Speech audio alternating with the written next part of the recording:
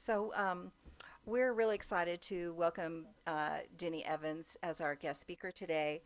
Um, Dinny was born in Connecticut and moved to Truckee in 1987 by way of Santa Barbara. So she's had some good locations in her lifetime. She was a Truckee real estate agent for 26 years and is now retired and living out in the Washoe Valley. Why are all the good people going to Washoe? What's down there? Anyway, she became a Course in Miracles student in 1985, and she then began to work with the amazing Gerald Jampolsky, one of the first really great course students, as one of his attitudinal healers. And later, she worked with Colin Tipping, who was a leader in forgiveness, as a radical forgiveness coach. And both of those guys are two of my heroes. So, Denny really has been following the good stuff, I think. She's been a student of Abraham since 2004, and that includes attending in person over 30 workshops and 6 cruises. She began to lead the Abraham study group at For Goodness Sakes in 2009 and continued it up until the closing of For Goodness Sakes, and moving online during the pandemic. So anyway, please welcome Dinny Evans, and who's going to tell us what learning about Abraham all these years has meant to her and her life. Hello, everybody.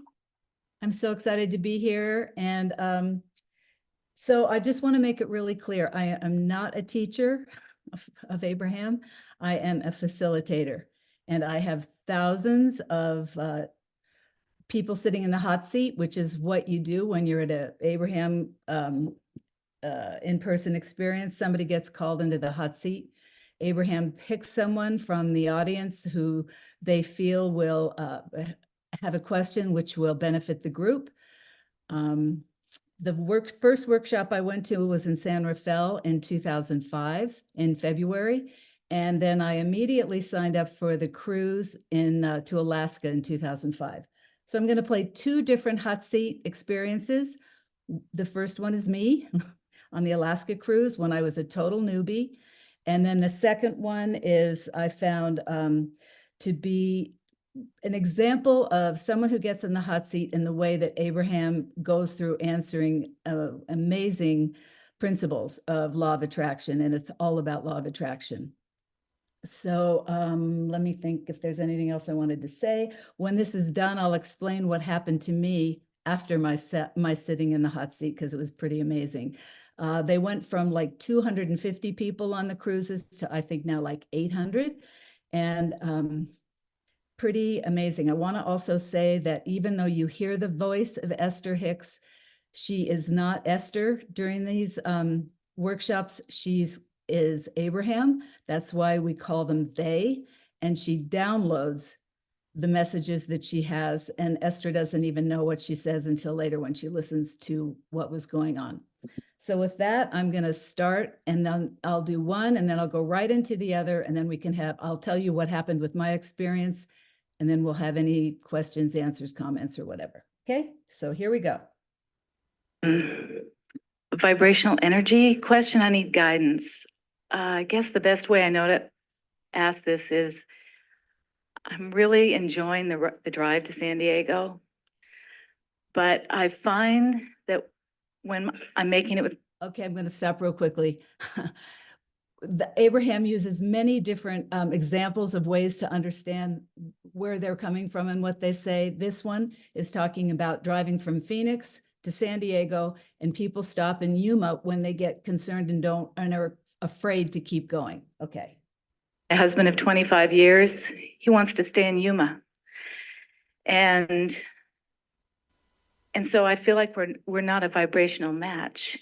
And well, here's the thing that we really want you to hear. It's not so much that you need to be a vibrational match to him. That's law of attraction's job to sort that out. But you do need to be a vibrational match to you. And when you're a vibrational match to you, the best of everything that you want will come to you. In other words, usually when people ask relationship questions, what they really mean is, how can I get him to be more the way I need him to be so that I will feel better? And we say, give it up. Because first of all, it's not his job to be the way you need him to be, or anybody needs him to be so that they can feel better. It's your job to tune yourself or tone yourself to the parts of him that you want most to experience.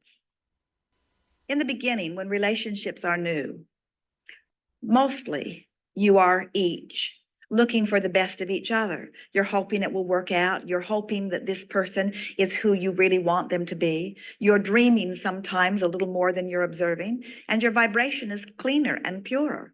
But the longer you are together, the more you notice the things about each other that bother you. And most humans are still trying very hard to get rid of the things that they don't want, thinking that if they can obliterate them, you push against so many things. There's a war against drugs, and a war against AIDS, and a war against cancer, and a war against terrorism, and a war against teenage pregnancy, and a war against terrorism.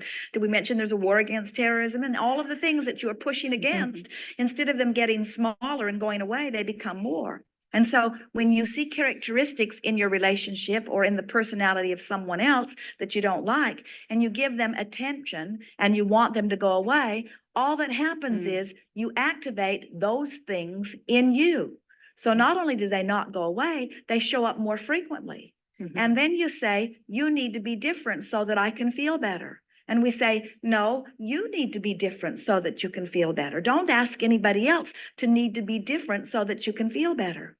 Can you feel that utter freedom in learning that it's all about your vibration and you can clean it up? Isn't it refreshing to realize that nobody has to do something different in order to feel good? Esther looks at granddaughter Kate. She's 3. And she's perfect. She's easy to love. There's nothing about Kate that's not to love. And so when Esther looks at Kate or talks to her on the telephone or thinks about her, it immediately connects Esther with Source, because there's no resistance whatsoever in that vibration. But then, frankly, she sort of resents the rest of you that you're not that good. In other words, some of you are not that easy to love.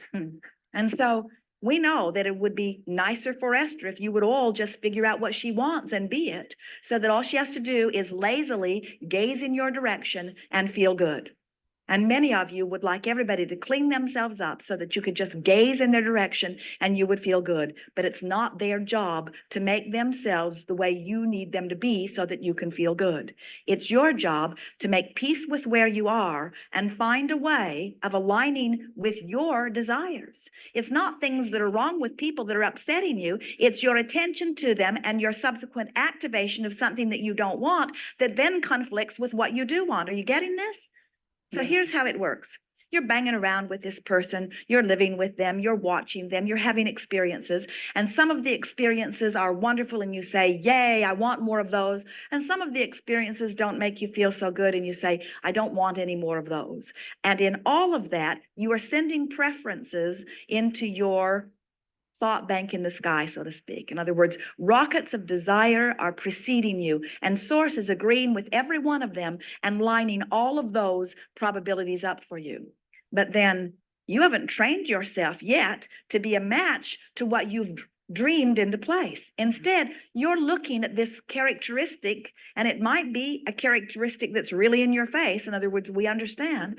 You're looking at this characteristic that is not a match to what you want. And so all of a sudden, from a state of hypnosis, so much as we are wanting them in their full conscious state to do something about bridging their thoughts or bridging their beliefs or activating on purpose the thoughts that they are offering.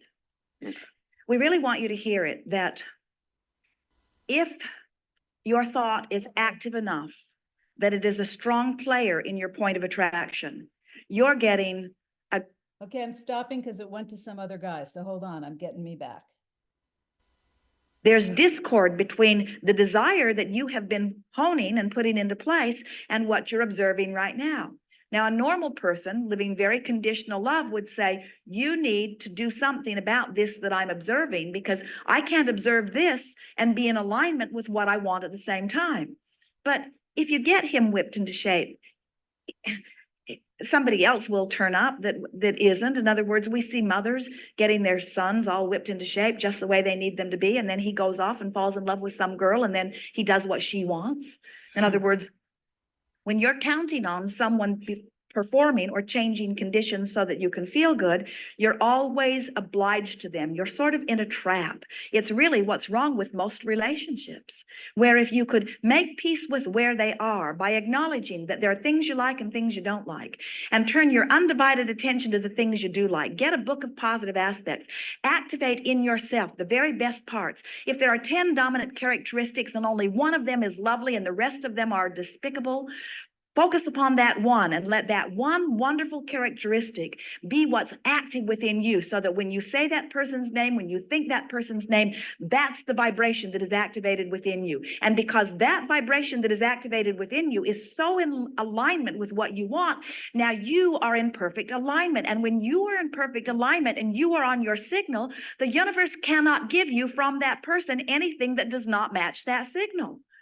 So if you've got relationship problems, any of you, what's happening is you've got vibration going all over the place. You've got a sloppy vibration about that person going on within you. And so law of attraction is delivering to you a myriad of things. Sometimes it's wonderful, sometimes it's not so wonderful, but it is always, every time, no exceptions, a reflection of your own vibration. So you could let everybody off the hook. You could let your mates off the hook by saying, you know, I don't like the way you're treating me, but I take full responsibility for it. In other words, that would be a really accurate statement. I'm extracting from you something I do not want.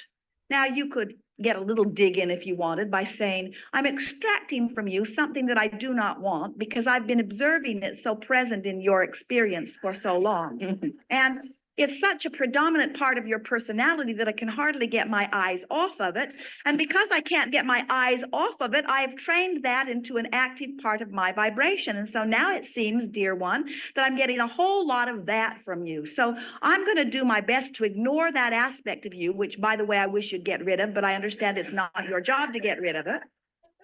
And I'm going to train myself to the best of you. And it'll take me a while because, frankly, I haven't been looking for the best of you for a while, but I've got this long list of things I wish you'd change. But never mind, that's irrelevant, because I realize that this long list of things that I don't like is what's active in my vibration, and that's why I'm getting so much of it. So excuse me for a little while. I'll be gone for an hour, no a day, no a week. I'll be gone. I'm going on a cruise, and I'm going to do my best during that time to focus upon the very best of you. I'm going to tune up my vibration about you. I'm going to make it impossible for you to give me something other than what I want, because what I want will be only what is active in my signal. I'm no longer an observer that just sloppily observes all over the place. I think about you when we're not together, and I train myself into vibrational alignment with what I am wanting. And I'm so good at seeing you as I have written in my book of positive aspects. I'm so good at seeing you as I've dreamed you when I lay on my pillow at night. I'm so good at seeing you the way I want you to be when you're not being that way I don't want you to be, that now I am in vibrational alignment with the best of you. So then you can say, carry on, be whoever you need to be, because law of attraction will only bring you to me when you are a match to that which is me. That's always true. Law of attraction is bringing everybody to you just as they are a match to your vibration. So what's been happening to most of you do not deliberately mold your vibration about anyone or anything into place purposefully. That really is what deliberate creation is, but most people don't do it. Instead, they observe what is and talk about what is. And so they have so much mixture in their vibration. It's why they get so much of everything from so many different places. And then most people get into this very conditional love mode where they say, well, let's sift it all out. I'm going to clean it all up, and I need you to do this, this, and this, and this. And we say, good luck on that one. How's it working out? You are selfishly wired, every one of you, and it just is not going to happen that somebody else is going to make how you feel their tool from a state of hypnosis, so much as we are top priority. It's not their job. It's illogical to request that of anyone. And even if you can get someone who doesn't have strong interests about what's important to them to yield all of their interests in order to please you, eventually they will come to resent you. That is not the kind of relationship you want. You want a relationship where you're taking responsibility for what you're extracting from the other person. It's so freeing to you, and it is utterly freeing to them. Imagine what that would feel like to anyone to have you say, I am no longer holding you responsible for my happiness. I've got a handle on my own happiness. We think those would be wonderful marriage vows. I like you pretty good. Let's see how it goes. Rather than you need to do all of these things that are unnatural to your species in order to keep me in a place of security. No one can find security from a place of insecurity that has spawned such vows, you see. Yes. Did we get there for you? Yeah, you did. Thank you very much. Okay, so I'm going to defer to Diana or Sue because the next one I was going to play is 31 minutes and we started later than I thought. So it might take us too long to get through all of that. I'll leave that up to you. Otherwise, we can have a chat about anything or comments. Yeah, I think we have time for it. Go ahead, Dinny. Okay. Yeah. I love that extraction thing. I've never heard that from them before. And isn't that a great way to think about? Yeah. Yeah. And while I set this one up, I will tell you that it took me 1 year and 2 months doing what they suggested. And then my husband and I split up, and there was no negativity, there was no arguing, and we are still today, like 16 years, 17 years later, we're very good friends, and I talk to him at least a couple times a month. So it was amazing how that works. Okay.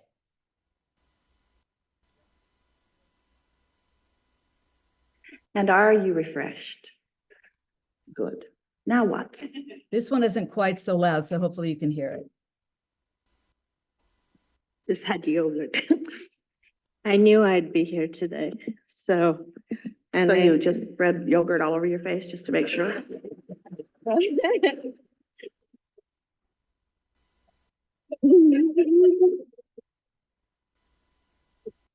Well, thank you very much, and namaste. I'm so happy to be here. I'm fairly new compared to a lot of people around here. New in the sense, new to you, but it's almost like I've known you forever, you know, for millenniums maybe. So I'm a physician, and so, which doesn't mean anything nowadays.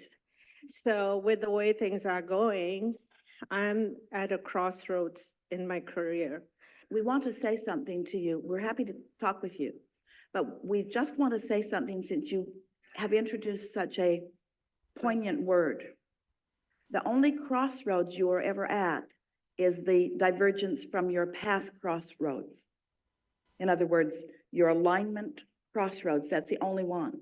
Because it feels like there are these choices, I should do that or that or that or that. But if you have been making the alignment choice, then you never feel like you are at a crossroads because the path is so clear. It's like only one path is lighted.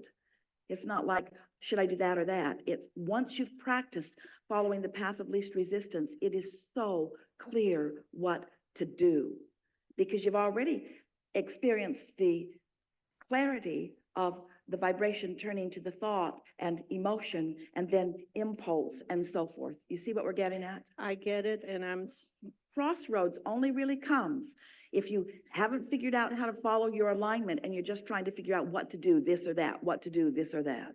Those feel like crossroads. well, I misspoke there, and I retrieved that phrase. No, you didn't. You didn't misspeak. You said exactly what you meant. And it's a good thing. It's a good point of clarification. Thank you. I needed to hear that. Well, my path is aligned. I know what I want. I have been always a very compassionate and well-loved and loving, generous physician. And now I'm going into teaching, and I did start in academic career. We're not going to keep interrupting you because we really want to hear what you have to say. Okay. And we can feel the clarity. We called you because we know this is an Right. important And I conversation. really needed to be here, So yeah. just relax. There's something that we want to say. You keep introducing poignant, perfect words into the conversation. Okay. So as we lay a basis with these words that you're inspired to, then what comes next will be meaningful not just for you, but for everyone else too. The word compassionate. So we just want to say, because you've all heard the word and you know it means service, we just want to say true compassion is alignment and then attention. If someone captures your attention, but you leave your path in order to give them your attention, a lot of people call that compassionate, but it isn't. Compassion, true compassion, is remaining on your path as you give them your attention. Really important distinction, especially in the clarifying path that we are upon here today. Yes. Greetings. No, I am here because sorry, it keeps jumping. I want to be. My twofold question is that in this current situation where my profession has been so taxed to the point that from the time that I was 4 and made house calls with my father, the Norman Rockwellian kind of a physician, and now what's happening, I'm totally disappointed and conflicted. We are so happy about that because when you say enough, enough, when you say enough, what you mean is enough of me mucking around in life without my alignment. That's really what you mean. Enough of me not being able to control things I want to control. Enough of people that don't know what they're doing, making decisions that are important to me in my life. Enough. But you see, all of that is flawed premise on your part. None of that is happening. What you're really saying enough to, what you really mean enough of me not utilizing my true empowerment, enough of me getting off of my path and not even recognizing that I am, enough of me proceeding without the whole of me being focused. That's the crossroads that you're at. Sorry about this. I just feel that Can you hear that? that I'm struggling and trying to fight against the behemoth, and But you see, that's what's so wonderful about this conversation. Can't fight against them. And even if you could gather together with enough others to fight against something and get rid of it, it would just rear its ugly head in another way and in another way and in another way, because there's a flawed premise in it. And the flawed premise is that you have to fight against anything. The true premise is the only thing that ever slows you down or gets in your way is your own split energy. And right now, you're giving something that seems to have a very good reason. You're using that as your excuse to split your energy. But what we hear from you, what we feel from you, what we know unequivocally is that what this is about is enough of my split energy. And we say, and enough of giving you the credit, enough of giving the messed up healthcare system the credit, enough of giving anything that I don't have power over the credit for me not having power. Enough. Because in the throes of that momentum, of course it's going to suck you down and you're going to have the experience of it, but you're also going to go to sleep tonight and that momentum is going to subside and you can start another day. You can come back into your alignment, which is what you're fighting for. What you're fighting for is your alignment. Yes. You see, you can't control the current of the world. Esther said, Abraham, are we just supposed to go with the flow of what everyone else wants? And we say, no, that is not our message. Our message is decide what your flow is and go with that. But don't try to buck the current of those who are choosing a different flow. And if you just go with the flow, you just find what feels good to you. As you find what feels good to you, your alignment will carry you to everywhere you want to be. Just don't need anybody else to do anything different because they've got a different perspective. They've got a different path. It's not their responsibility to please you. It's only your responsibility to clean up your split energy. And that is so darn doable. So doable. It's so doable. Yes, I know. When you come back to your power, the energy that creates worlds is flowing through you, and you can say, interception, please. Bam! Bam!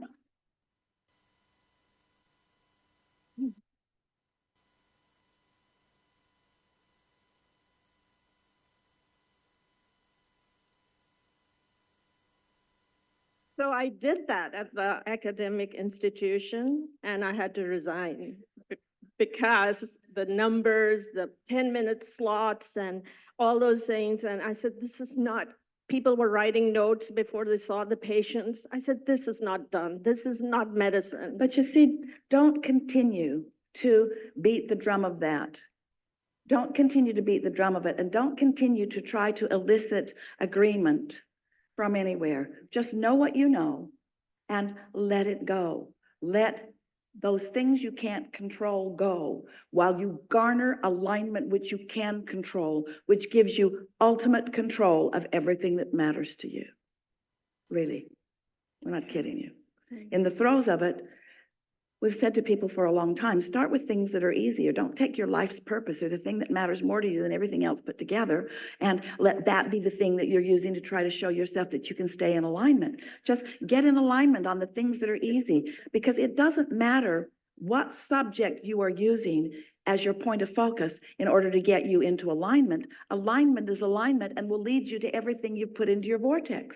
So all the consternation and all the battles and all the struggles and all the wonderful contrasts that you've lived that has helped you define who you are and what you want, you've put all of that over there. Now you've just got to find your path to it. And what is so confounding is I've spent my entire lifetime moving to this. And now you, whoever you are defeating me about this. Well, that feels really big, but it isn't true. It's only your split energy that ever has that defeating quality, you see. Okay, so I guess more alignment.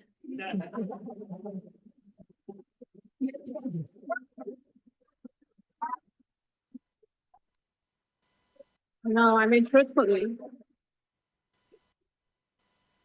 More attention to alignment, more recognition of alignment, more recognition of not alignment, more catching it at the earlier stages, more caring about alignment, more accepting the futility of accomplishing alignment through the control of anything else other than your own direction of your own thought. It's so interesting because you can have an experience with this or this or this or this, and after a little while, you say, wait a minute, I'm the common denominator in all of this because I'm there in all of this. And there is a sort of pattern that's showing itself to me. And once you reach that place and realize that you have control over the vibrational offering, but it does take something that is really sincere and very serious. It takes a realization of the importance of your feeling good, because so many of you have sacrificed it to help that person feel good and to help that person and that one and that one and that one and that one and that one and that one and that one and that one and that one and that one and that one and that one and that one and that one and that one and that one until you're depleted, you see. And the thing is, you don't get depleted when you stay in alignment. When you stay in alignment, you have enough for everywhere you want to focus it. But when they make you mad, when there's injustice, when you're fighting a battle, then you are splitting your own energy, and in that depletion, you get weary. And then you say, either I give up or enough. I'm going to take a different vibrational stance. Yes, and that's why I'm here. I don't want to give up. And I'm just going to keep at it. So We want you to give up the battle. We want you to give up needing them to agree with you. We want you to give up your constant attention to the injustices, because you can't focus on an injustice. You can't defend or rationalize or even explain. You know those conversations. yes, Aren't they exhausting? yes, completely, Completely. They are exhausting Completely. because they are futile, because they are wrong-based in terms of the laws of the universe. And most of all, because they are you choosing off path, you see. and then So more. what you want to say to all of them is, you know, I'd like to straighten you out because you're stupid and wrong. But in order for me to straighten you out, who are stupid and wrong, I would have to leave my path where all of my resources are. And I'm just not willing to do that anymore. Because every time I've done it, no, I've done it plenty, all you do is get stupider and wronger. You just get bigger There's just more of you. Greetings. There's something else that we want to say to all of you. Hear this. It really applies to you, but it applies to all of you. Esther used to say to Jerry every now and again, I don't want to hurt their feelings. And Jerry would say, you'd rather hurt your feelings? And Esther would say, no, but she meant yes. Because it's easy when you know you're strong and you know you have resources, it's easy for you to do what somebody else seems to need or want, even if you can feel that it's not on your path. Mm-hmm. But after a while, it begins to take a toll on you because your attention to it splits your energy. So what we are proposing to all of you for just a little while, try it. You're going to like it. And you're going to come back into your true empowerment. When you bump up against something that doesn't feel good. Now, start again. Esther said to us, Abraham, what do you think I should do about this? And we said, I think you should do what feels best to you. And Esther said, I am so tired of hearing that from you. We think you should do what feels best to you. We think that you should do what feels best to you every time. We think you should do what feels best to you. But before you can really know what feels best to you, you've got to practice feeling pretty good. You can't go from suffering, and jump right into even have any clarity about what feels best to you. Because when you've been suffering, all the choices suck so badly that none of them feel good. So it just feels like a crossroads. It feels like two bad paths. And that's what it is. Those are not good choices. But when you have cared about the way you feel, so you're feeling good more and more and more and more, so then something comes along and it doesn't feel good to you. And Esther said, but Abraham, I thought what you've been teaching me is that if I will unconditionally just focus on what I want, that the things I don't want will go away. We said, yes, that's exactly right, but you're not doing that. You're focusing on something that you don't want and then using words and writing 500 focus wheels about it.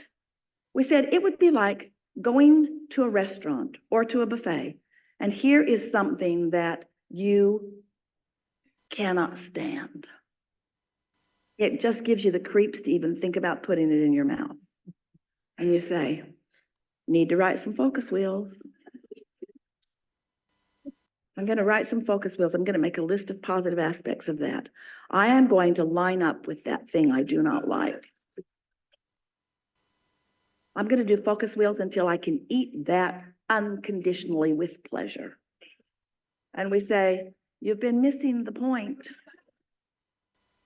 We're not trying to get you in alignment so that you can make conditions change or so that you can change yourself to like the conditions. You were born with guidance, and it's all right for you to not like something.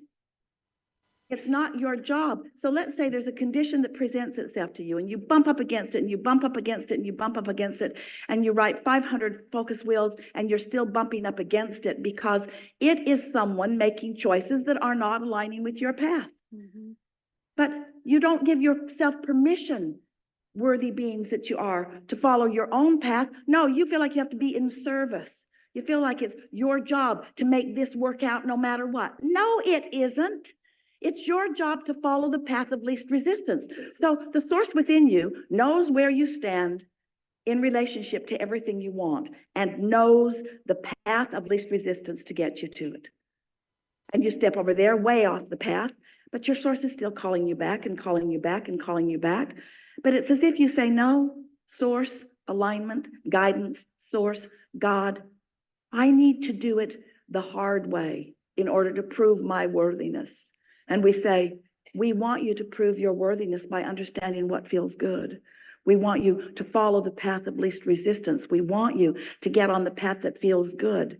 It isn't wrong for you to choose this rather than this, or this rather than this. That's why you were born into an environment of contrast, in a world where everybody gets to choose. Where it gets squirrely for you is that you all sort of get together and try to define what everybody should choose. And then You get into fights with each other about who's choosing what, where if you just understood, you all get to choose what you want. When you line up with what you want, you'll find the power to feel the fulfillment and the exaltation and the exhilaration and the passion and the success and the fulfillment that you're reaching for, you see. You got to let everybody else off the hook and stop beating up on yourself if you choose not to play with them. But that's hard. Ooh. Shouldn't I be able to play with everyone? We say, that's a really conditional approach to life. Now you got to get them to behave. Or now you got to adjust your vibration. Now you got to give up all of the sifting and sorting and deciding and concluding and deciding and concluding and becoming. You got to rewind all of that in order to blend with this. Are you hearing us? So the question is, am I in alignment with who I am, or am I going to line up with what they want? We don't see why that is a hard choice for you, knowing what you give up when you line up with them instead of with who you really are, you see? These are not difficult choices, but it's hard for most of you because others have taught you that selfishness is not virtuous, that looking out for yourself and doing what feels good to you will lead you to selfishness, will deprive others of something that they need from you. But what they've forgotten is none of them were going to get it from you anyway. They were all going to get it directly from source. That's their misunderstanding. And you perpetuate their misunderstanding when you try to be the source that gives them what they want, you see. Esther has a dear, dear, dear, dear, dear, dear friend who lives in another country. She's been helping him out financially for years, trying to bring it to an end to help him find his independence. And finally, he said, where is it? And Esther said, it's not coming from me anymore. You have to find your own independence. Please, please, please, please, please. I'm counting on this. Esther said, I know you are. And that's what's wrong with all of this. You're counting on it coming from a place it should never have been coming. Not for this long. Not for this long. I am insulting you when I assume that I am your path of least resistance. I insult you. You have direct access to all of the energy that creates worlds. You have direct access, but no, I've made you believe in your dependency on me. Had to get really big before Esther realized it, you see. And then she realized she was not only setting herself free from diverging from her path, she was setting him free too, you see. He doesn't know it yet, but he will in time. He will find his way. He will find his way, you see. Enough? Yes, I got it. Thank you so much. Yeah.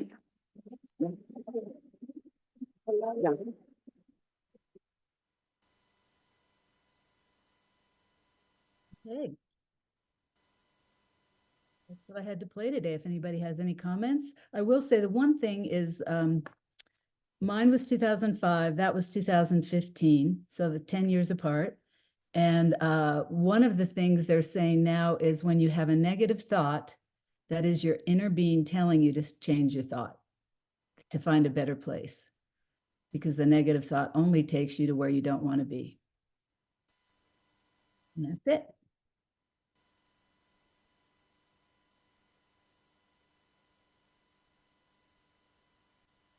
Comments. I invite you to come up to the mic if you're in the sanctuary and ask or talk away. And the same thing online, you can put a comment in and then we can give you the screen.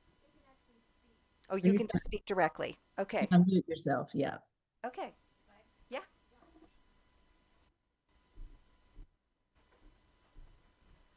Hi, Dinny.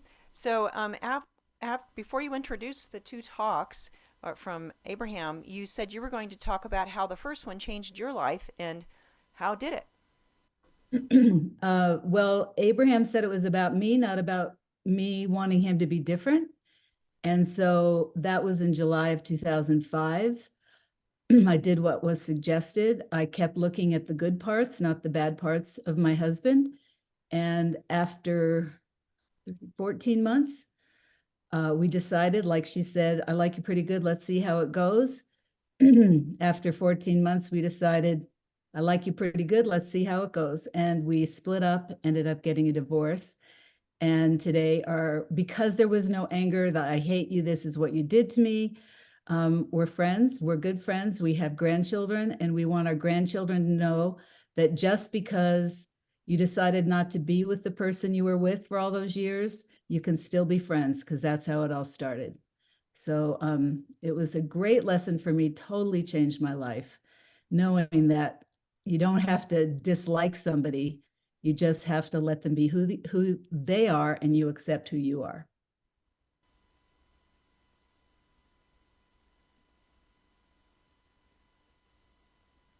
I, can you hear me? I have a question about, she refers to what she calls a focus wheel. Mhm. Can you explain what that is? Sure. All the time, Abraham changes something different to look at to understand her message differently, or the same, but through a different channel. So at first, it was the ride from Phoenix to San Diego, and the focus wheel became a way of zoning in on what it is you want, focusing on what you want, letting go of the idea of what you don't want. Just, I want this, I love this, I'm in alignment with this. That's the focus wheel. And at that particular point in 2015, she was talking about that a lot. I sort of I was what's it called? I was on the master program for years, which meant I got every single thing they ever did. They did a workshop every week. And then when COVID came, she changed how she was interacting with people, and I stopped doing that. And I've just started it up again. I picked up the cruise to Greece, which is like 11 hours. And she's talking about having a bag full of marbles. And I missed the beginning of what that means. So I'm going to go back and figure out what having a bag of marbles means, because some of them are positive and some of them you throw away because they're not. So the focus wheel was just her way for quite a while of saying, write down what you want and imagine how you're in that and you're getting it, and it's not about anything negative. Okay, thank you. Mm-hmm.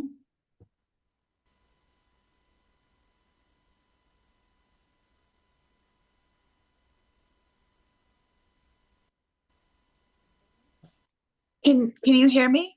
Yeah. Hi, Sylvia. Hi. Um, I so missed your Abraham meetings. Will you be doing this on a regular basis? Well, this I'm doing through the Center for Spiritual Living, but I have to admit, the way that I listen to Abraham now is different from the way I was hearing Abraham before. I mean, I put my earbuds on when I go to sleep at night and always listen to something from Abraham. I just choose something and, I'm asleep within 10 minutes. I'm so relaxed. But now when I listen to Abraham, I'm not doing it as much as focusing on what would be a great thing to share, because I just share it with myself. So I am considering on going back to doing a weekly Zoom, because I miss it. Wonderful. I get so much out of that as well. Thank you. And where are you, Sylvia, now? I am in Nevada. I ended up getting a job. Oh, I still have my place up in Truckee. I'll fill you in when. nice to see you. So is there a CD that comes out every week still or not? It's not a CD, it's a download, and it's a download weekly of the workshop that they have recently done. It's not as recent, like the cruise that I just got, which just came down, was from maybe July or August, but they eventually get them to be downloaded. And they do it a little differently now. It comes through an app. It's not a CD, it comes through an app, and it automatically goes from the download onto the app if you have it on your phone or your iPad or your computer. I get it on all the places where I have that app. And I think the regular workshops are $69 now, through the way that they're doing it now, and it changes. But I'll tell you, I'm sure I wouldn't be surprised if all of us are experiencing a bit of frustration trying to get a hold of something or somebody online and sitting and waiting on hold, waiting. The Abraham-Hicks line is incredible. If they don't answer right away, they call you right back. So you can say, how do I do this? Or how do I do that? And they tell you right away. Esther Hicks is amazing at making her program available immediately to anyone who's interested. Great. So how do we get to the app?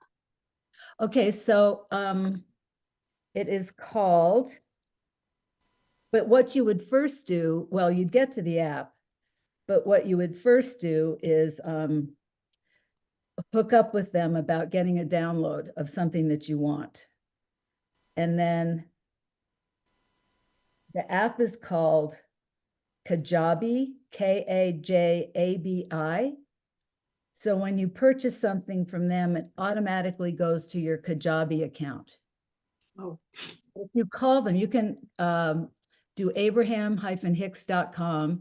That'll take you to their website. That'll give you their phone number, and you can call and ask them any questions about how to go through the process.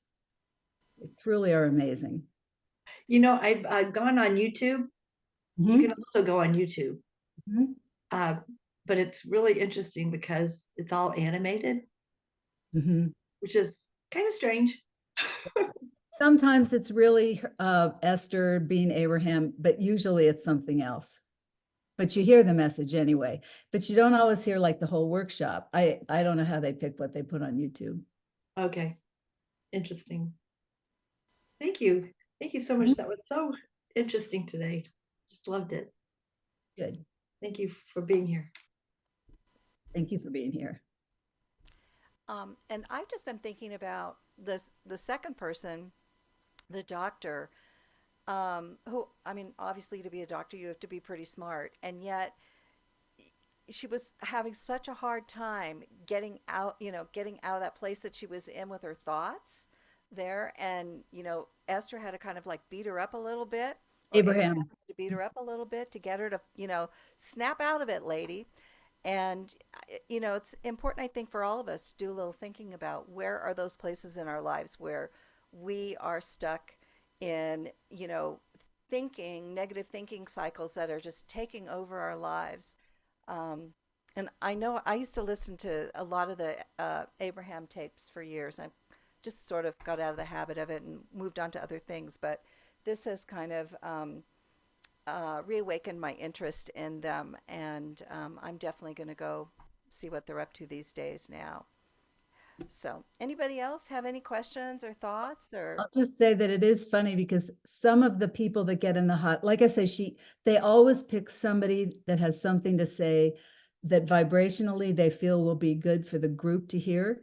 And some of the people that get on, unlike the woman that we listened to, will be, oh, I know this, I know that, I've been doing this, I've been doing that. And she'll bust them every time. It's great. Because that person wouldn't have been picked if there wasn't something that the group needed to hear. And it's not always what the person thinks they're going to say. good stuff. Okay, so are there any more questions or comments? Okay, so we'll just wrap up with our benediction